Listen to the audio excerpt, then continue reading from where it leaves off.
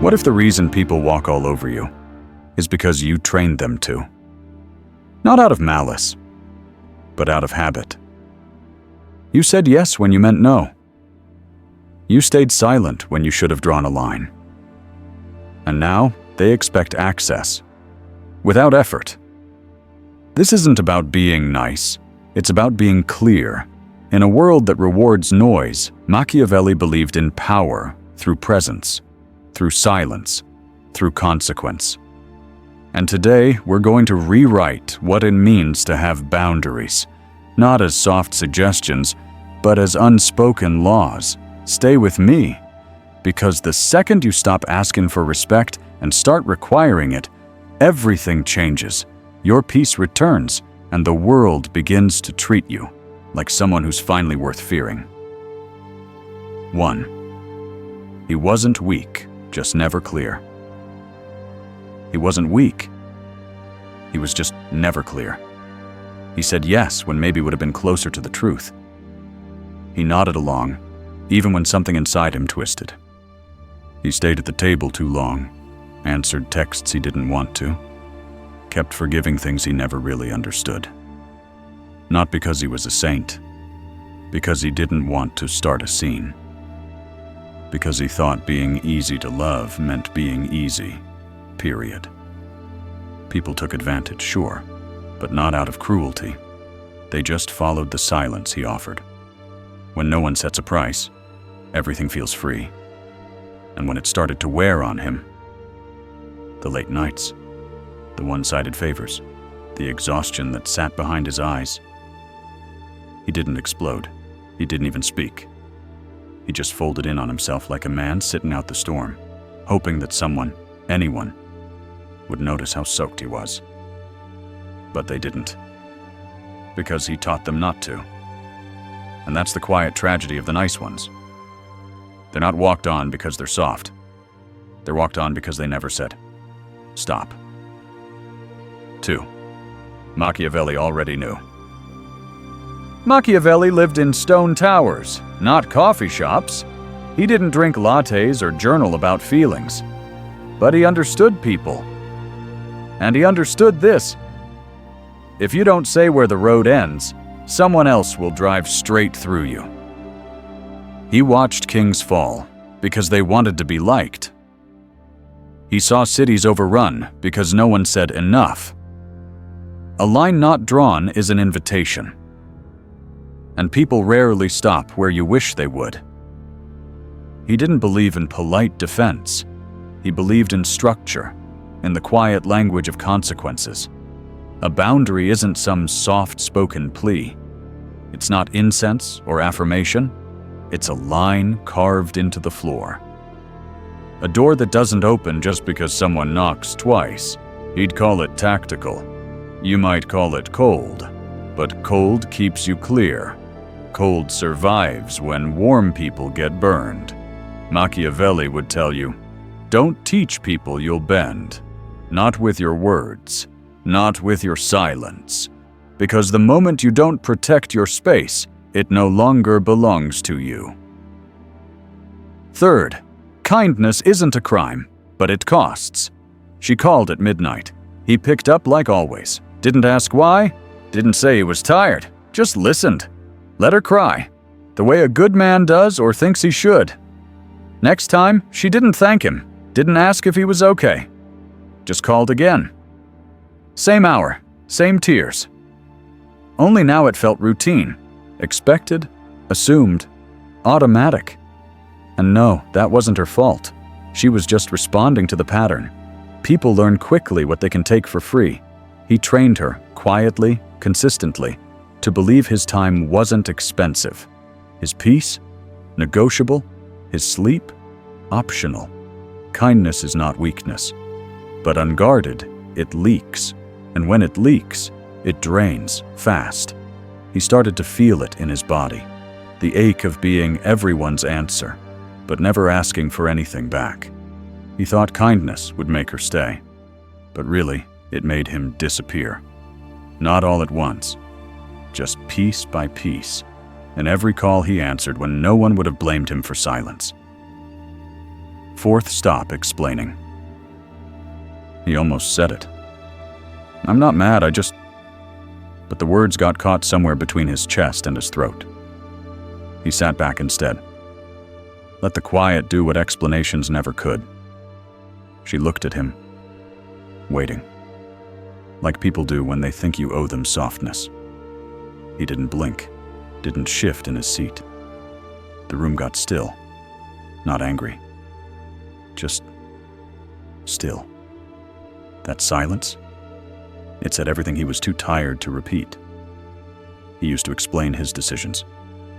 Why he left early, why he stopped calling, why he didn't smile as much anymore.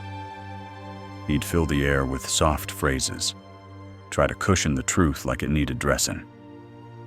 But now, he understood something simple. A boundary isn't an apology. It's not a debate. It's not a hope you understand. It's just a line. And once it's drawn, it stays. Even if someone stands there, confused, asking why, because the only people who demand reasons are the ones who plan to argue with them. 5. The Code of a Quiet Man. He wrote them down one morning.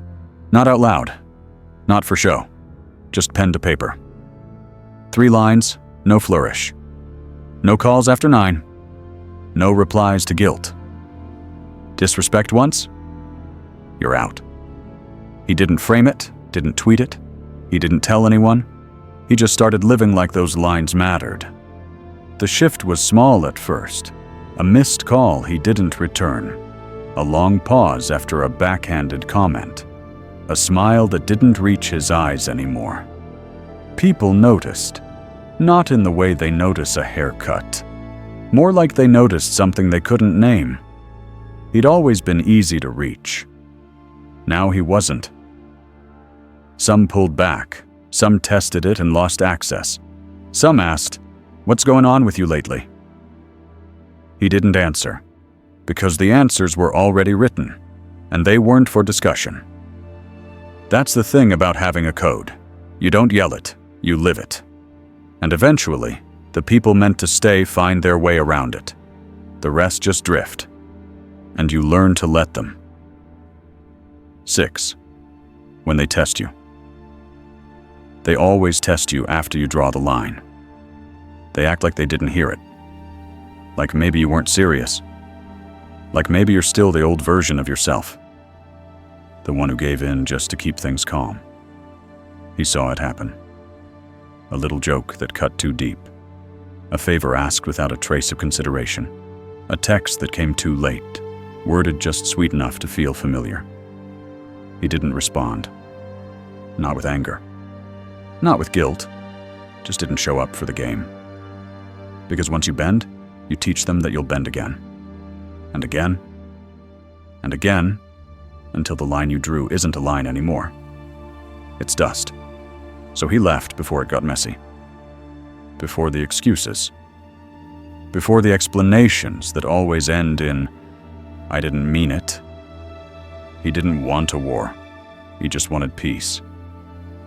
And sometimes the only way to keep peace is to walk away before someone makes you forget why you drew the line in the first place. 7.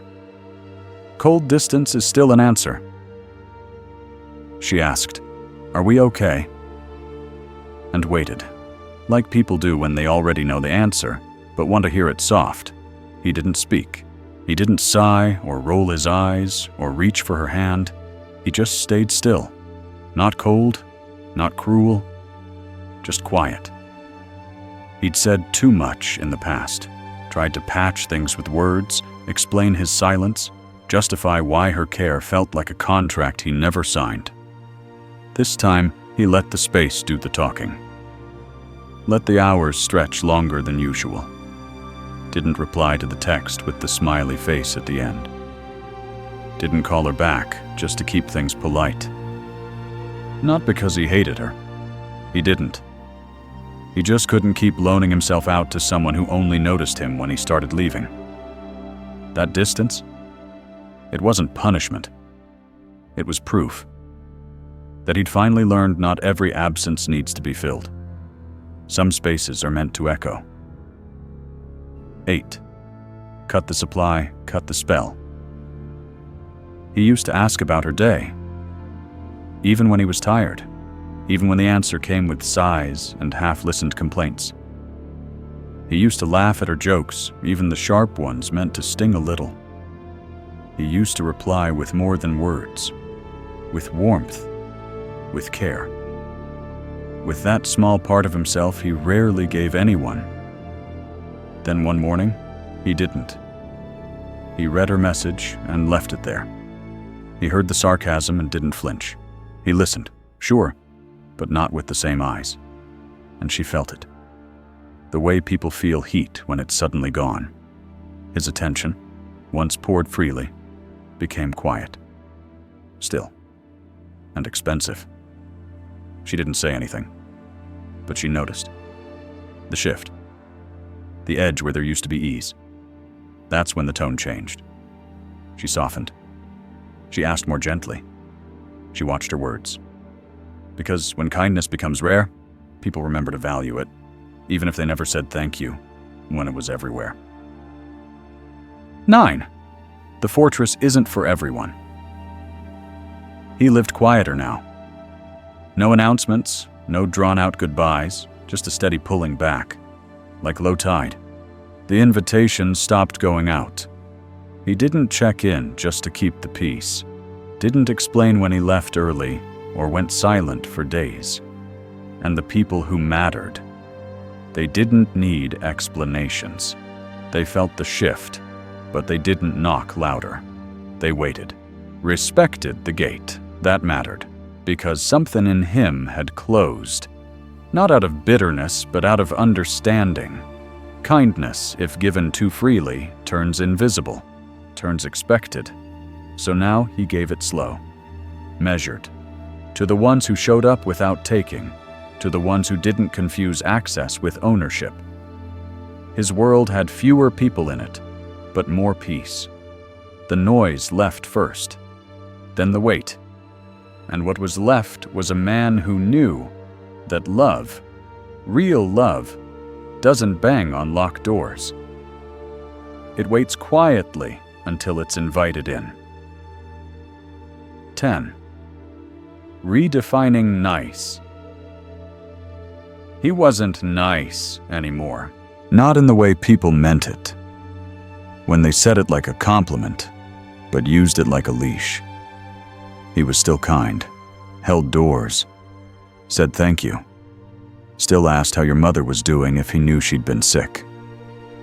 But there was something behind his eyes now. Not anger, just history. A man who'd learned the hard way that being nice doesn't always mean being respected. He used to think likability was the prize. Smile enough, bend enough. People will stay, but they didn't. And if they did, it cost him something every time. So now he showed up different, less explaining, less yes when he meant no. He didn't chase approval anymore, didn't trade his peace for a seat at the table. People noticed. Some said he'd changed. Maybe he had. But he figured if nice meant being easy to hurt, then no, he wasn't nice anymore. He was someone you had to meet halfway. And for once, that felt right. 11th, contrast creates value. With one person, he smiled easily, leaned in when they spoke, laughed in a way that felt real, not forced. With another, he said almost nothing.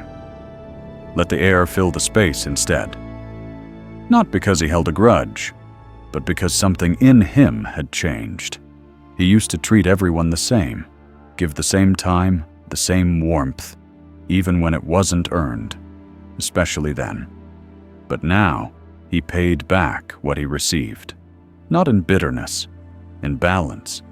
If you showed up with care, he met you there. If you came with sharp edges, he didn't try to soften them anymore. He just got quiet. Some people get better when you lift them. Some only learn when you let them fall. He figured both were lessons, just delivered differently. So he stopped apologizing for the silence. Stopped trying to explain why one person got more than another, because the truth was simple. He mirrored what he was given. And finally, that felt fair. 12. One sentence, one exit. He said it low, without edge.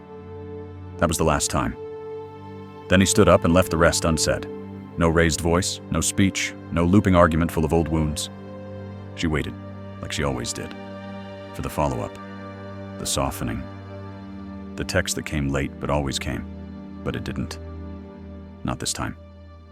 He'd said those words before, but not like this. Not like he was done asking to be heard.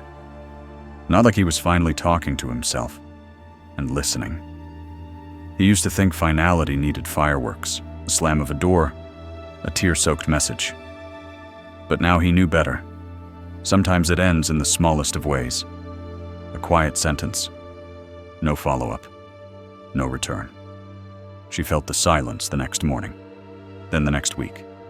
And somewhere in the middle of that emptiness, she realized he meant it. And for the first time, she understood what it sounds like when someone doesn't come back. 13. Mystery is power. They used to know him, or thought they did. Quick to reply, quick to forgive, always available, like a porch light that never went out. But now, he answers slower. Waits before he speaks, sometimes doesn't speak at all. His smile, once automatic, shows up less. When it does, it means something. He says, maybe, and doesn't explain what that means. He nods instead of committing. And when they ask what he's thinking, he just looks at them.